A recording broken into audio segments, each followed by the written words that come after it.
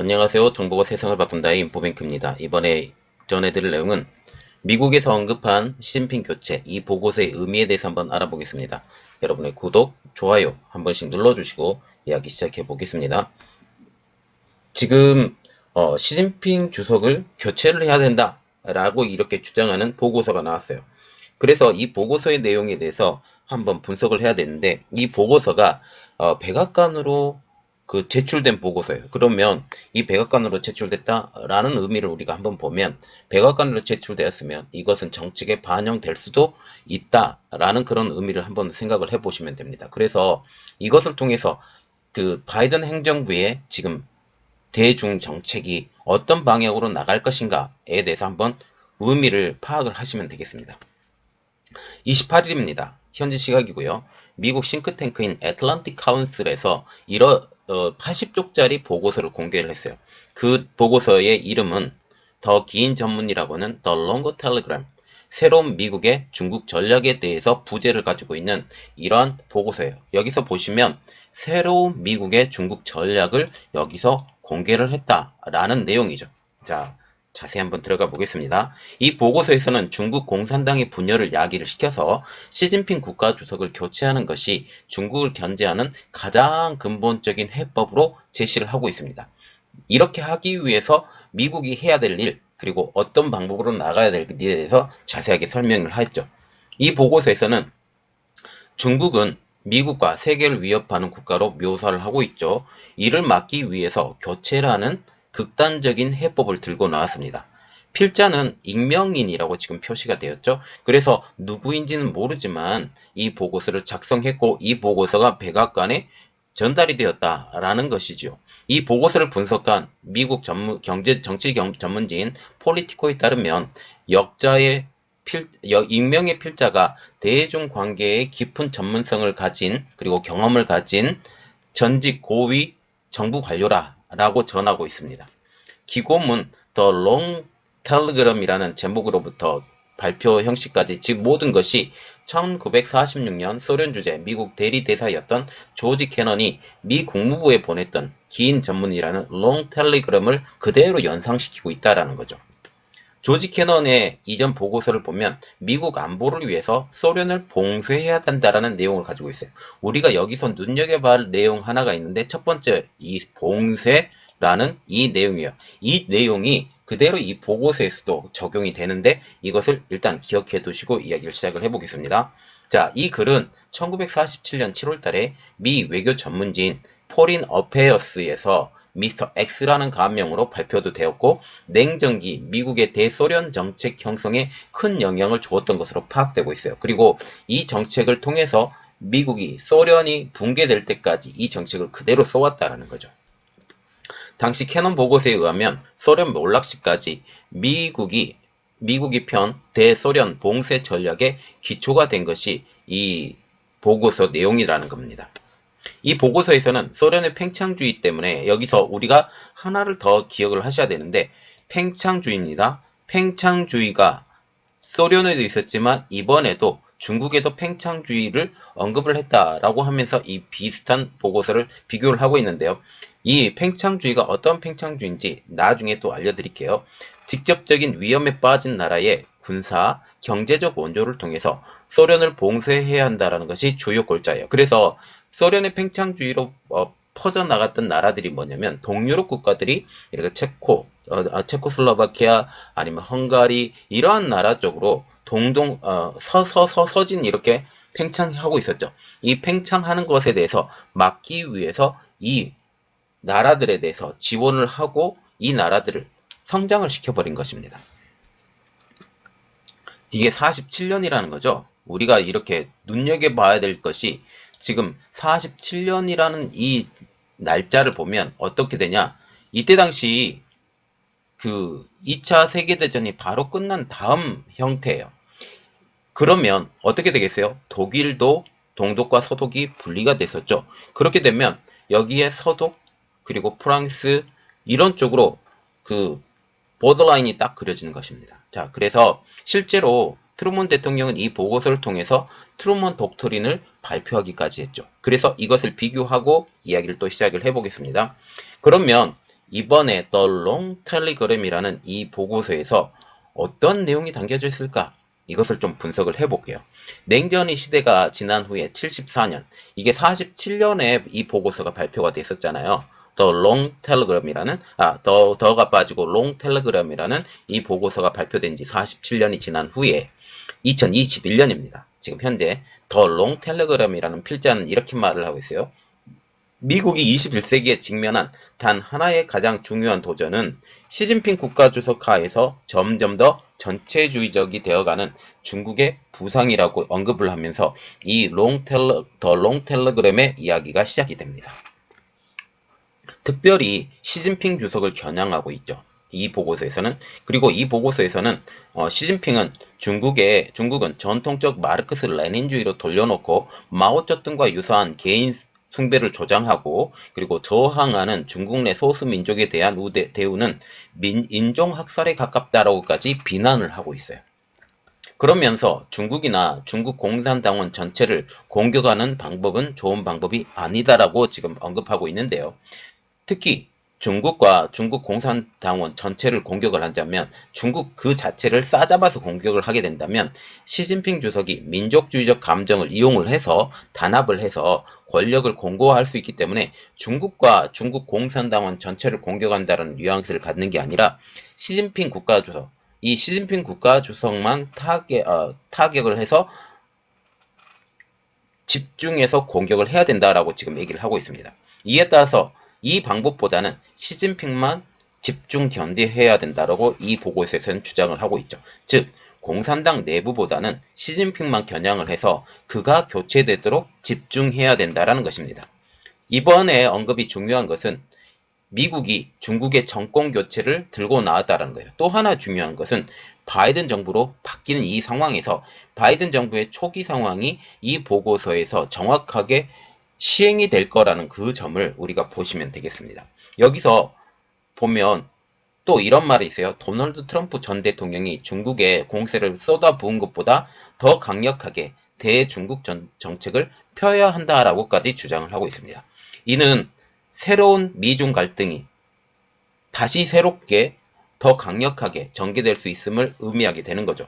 이것은 단지 익명의 중국 전직 관료가 쓴 글이긴 하지만 여기에는 미국 행정부가 중국을 바라보는 시각이 고스란히 담겨져 있음을 알 수 있어요. 또한 우리가 생각을 해야 될 것이 조 바이든의 아들 헌터 바이든이 중국과 우크라이나와 되게 친밀한 관계가 있었다라는 거죠. 친밀한 관계가 있었고, 특히 중국과의 관계가 굉장히 가까웠는데, 베이징의 한 대학 교수가 그 강연 중에 반드시 조 바이든이 대통령이 돼야 된다라고 언급을 했어요. 왜냐하면 그분은 바이든은 우리 중국과 가깝기 때문에 그 사람들에서 분명히 해야 된다라고 얘기했는데, 그 미국 정가내에서도 이런 말들이 나오고 있어요.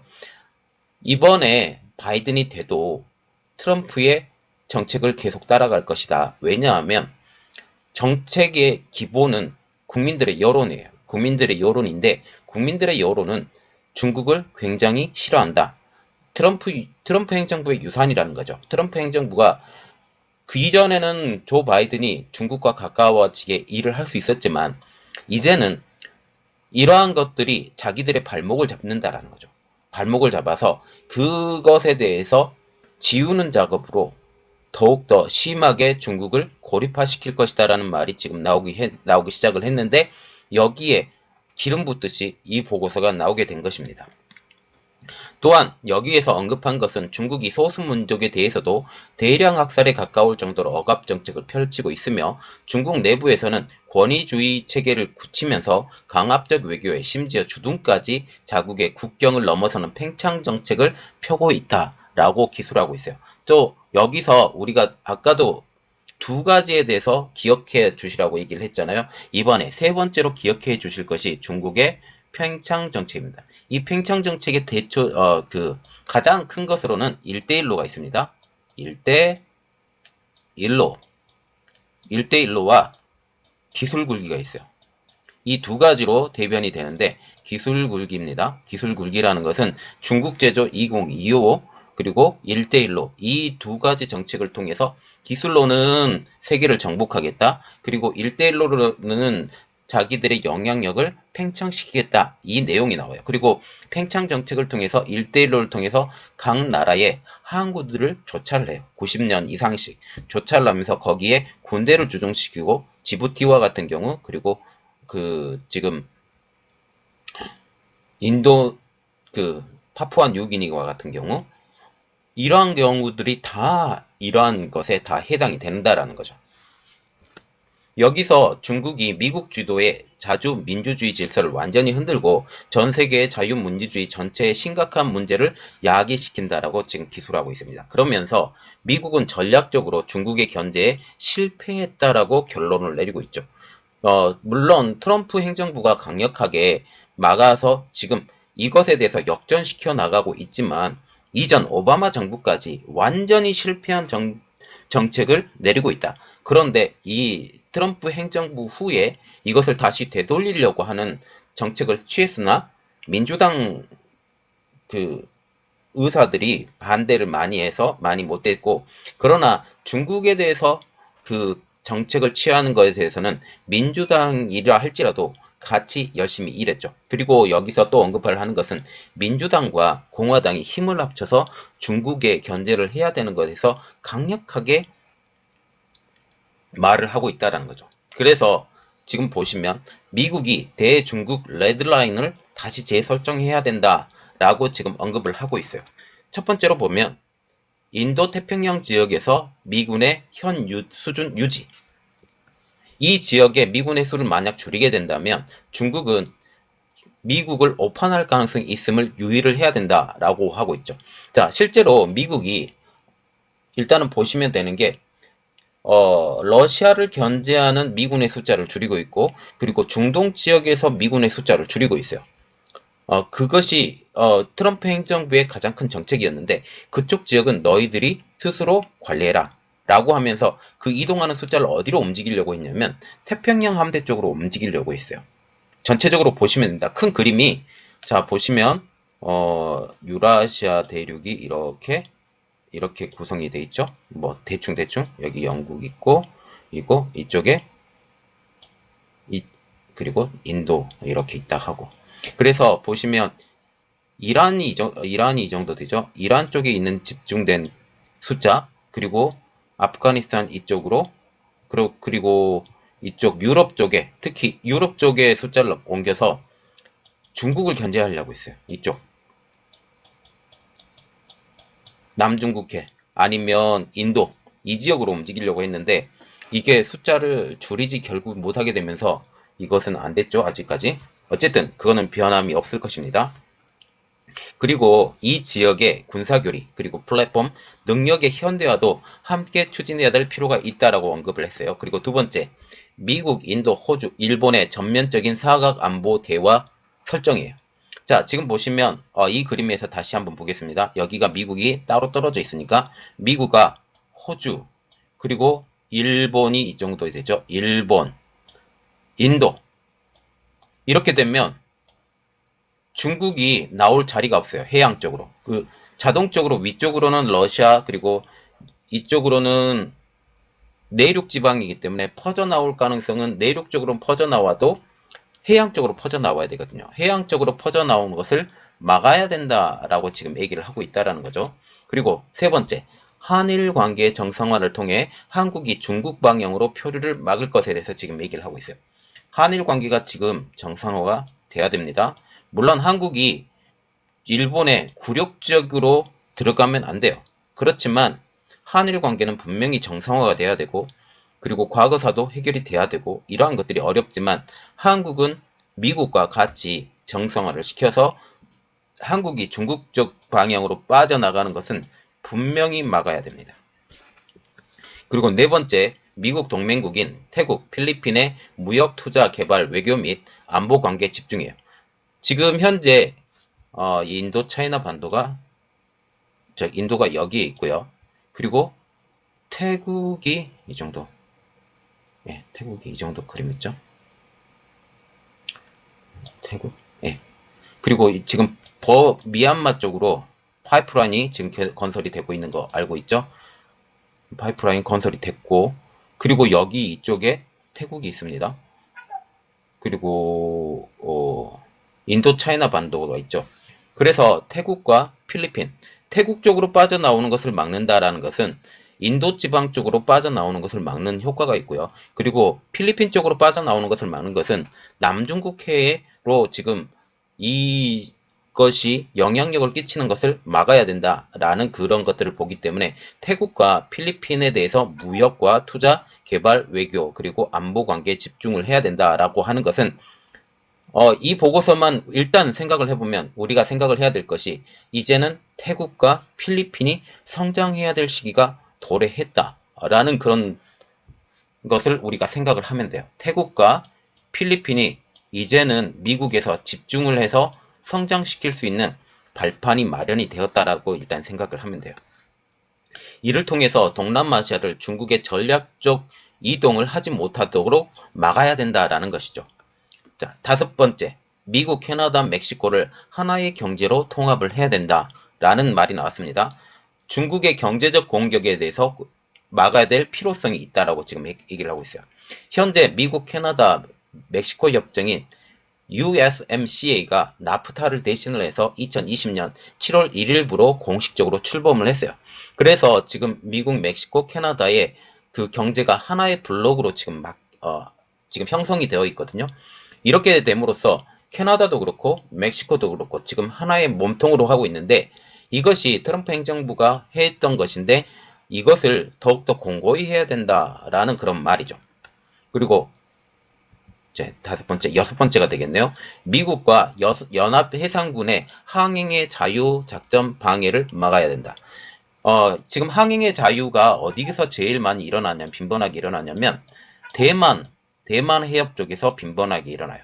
대만 해협과 그리고 또 어디에서 일어나냐면 남중국해에서 항행의 자유가 굉장히 심하게 일어나거든요.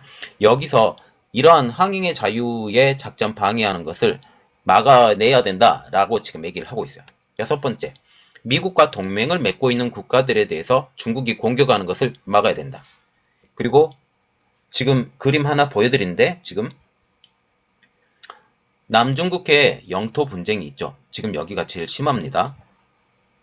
파라쉘 군도가 있는데 이쪽에 보시면 중국이 석유를 수출하고 있다고 하는데 이쪽 지역이 원래는 베트남 지역이라고 생각을 해요. 저는 개인적으로. 그리고 스프레들리 군도 같은 경우는 지금 필리핀에 가깝거든요. 필리핀에 가까운데 중국이 자국 영해라고 주장을 해요. 그런데 지금 항행의 자유화 같은 경우는 지금 이쪽으로 들어오고 있어요.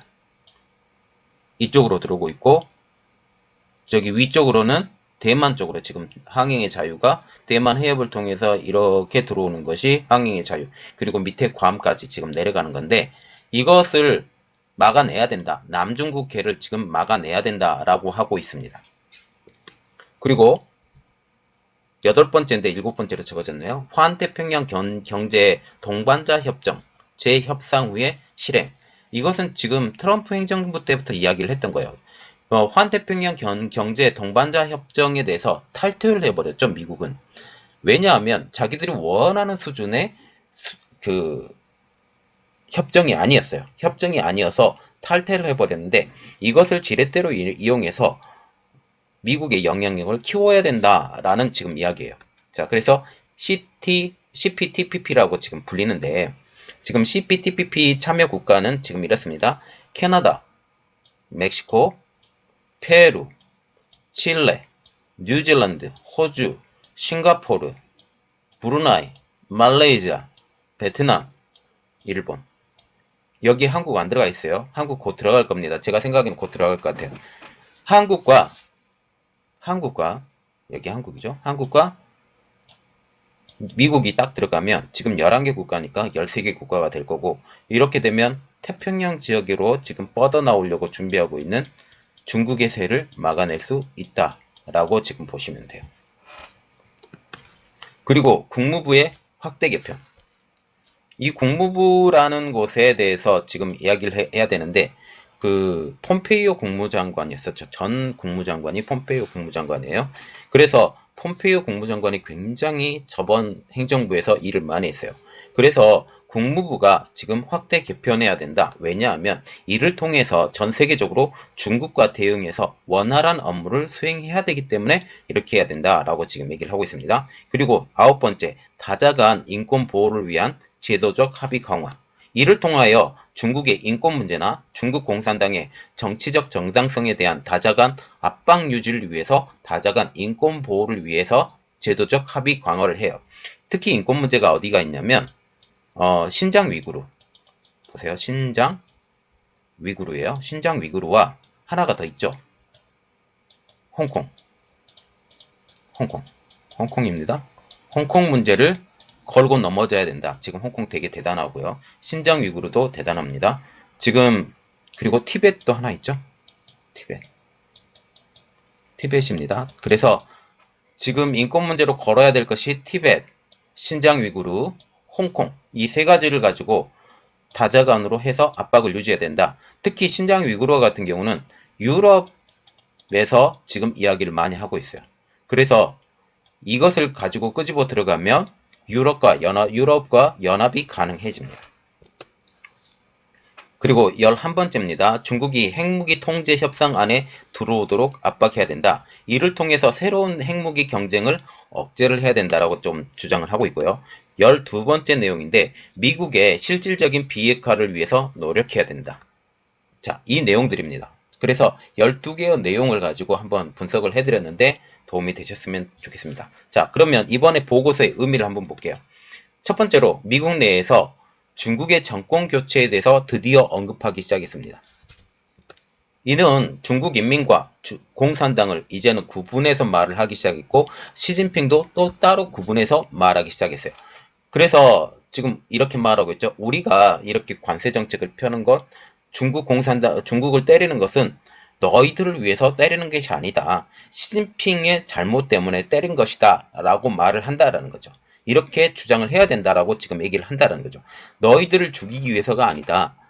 그 윗대가리인 시진핑을 우리는 싫어하기 때문에 어쩔 수 없다라고 이 당위성을 분리해서 대응 전략을 나간다라는 겁니다. 그리고 두 번째로 중국의 몰락에 대해서 언급을 하기 시작했는데요. 익명으로 제공된 보고서라 할지라도 백악관에 공식적으로 제출되었다는 점이 가장 커다란 의미가 있다는 거죠. 이것을 통해서 지금 미국이 중국 정부에 대해서 어떠한 시각으로 바라보고 있는지 현재 그것에 가장 근접한 내용이 되는 것이라고 생각을 합니다. 그러면서 지금 바이든 행정부도 이 보고서에 비슷하게 지금 따라가고 있는 중이에요. 바이든 행정부는 시작 전부터 처음에는 미국에 강하게 대응할 것이 지금 예견되어 있는 상황이었어요. 이는 트럼프 행정부의 유산으로서 여러 번 언급되었던 되돌릴 수 없는 정책들을 통해서 중국과의 관계가 이미 껄끄러워졌기 때문입니다. 정치적 특성상 국민들의 원하는 정치를 할 수밖에 없는 상황에서 중국에 대한 강경 드라이브는 어쩌면 당연한 일이었을지도 모릅니다. 그 대표적인 것이 헌터 바이든이 중국과 가까웠고 또한 중국에서도 바이든의 당선을 간절히 원하였던 것이죠. 또한 한 중국인 교수는 강연에서 바이든이 대통령이 되어야 하는 당위성까지 설명을 하기 시작을 했어요. 그분은 우리들과 너무 가깝기 때문에 그분이 반드시 당선이 되어야 된다고까지 언급을 했다는 거죠. 그럼에도 불구하고 바이든 행정부는 중국과의 대결을 원하는 모양새입니다. 의미 있는 사건은 42년 만에 대만 대표로서 처음으로 미국 대통령 취임식에 공식 초청이 된 것입니다. 실제로 샤오메이친 주미 대만 대표는 바이든 대통령 취임식에 참석했어요. 이는 미국이 하나의 중국 정책을 포기한 것으로 보여지고 그리고 대만과의 공식 수교까지 어쩌면 가능할 수도 있다라는 그런 말까지 나오고 있다는 거죠.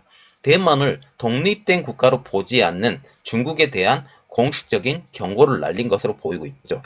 또한 토니 블링컨 국무장관은 19일날 청문회에서 미국은 중국을 능가할 수 있다라고 말하는 등 강요들도 대중 견제에 대한 의지를 공개적으로 밝히고 있습니다. 그러면 이러한 미국의 압박에 대해서 중국은 어떠한 반응을 일으켰을까? 중국도 대만 등 핵심 이익에 관해서는 전쟁까지 불사하겠다라는 강력한 경고를 날리고 있습니다. 중국 국방부 우첸 대변인은 28일 날 기자회견에서 중국을 봉쇄하는 것은 불가능이라고 말을 했어요. 또한 대만 독립에 대해서는 불장난이 자기를 태울 뿐이라고 언급하면서 대만 독립은 곧 전쟁을 의미한다고까지 경고를 했습니다. 시진핑 주석도 28일 날 다보스 특별 정상 영상회의에서 국제사회에서 소집단을 만들고 신냉전을 시작한다든지 남을 배척, 위협, 협박하고 걸핏하면 디커플링, 그리고 공급망 단절, 제재를 하며 인위적으로 고립과 소유를 조정하는 것은 세계를 분열하고 대립으로 몰아갈 뿐이라고 지금 언급하고 있어요. 자, 그래서 지금 이 보고서의 내용을 일단 보면 우리나라도 이제는 어느 편에 서야 될 것인가에 대해서 명확하게 보여줄 시기가 왔다 라는 그런 내용이죠. 또한 우리가 생각을 해야 될 것이 지금 미국의 기업들이 점차적으로 중국에서 빠져나가고 있는 현상입니다. 말하자면 탈중국, 디커플링 이러한 것들이 지금 벌어지고 있는 상황에서 미국의 정책은 변하지 않을 것이다. 트럼프의 정책을 계속적으로 이어받아서 나갈 것이다에 대해서 일단 생각을 해봐야 되고, 드디어 그 수위가 점점 더 높아져서 시진핑 주석의 그 제거까지 이런 것들을 우리가 생각을 해봐야 됩니다. 그러면 여기에서 우리가 어떻게 행동하고 어떻게 이제는 외줄타기 외교가 아닌 미국 편으로 들어서는 외교를 해야 될 시기가 드디어 우리에게 도래할 수밖에 없다라는 그런 내용까지 우리가 생각을 해봐야 되고, 여기에 우리가 어떠한 방식으로 대응을 할 건지 플랜을 잘 써서 잘 행동하는 우리나라가 되었으면 좋겠습니다. 이번 내용은 여기까지였고요. 저희 내용이 여러분들에게 크게 도움이 되셨다라고 생각을 하시면 구독과 좋아요 그리고 알람 설정까지 부탁드리겠습니다. 감사합니다.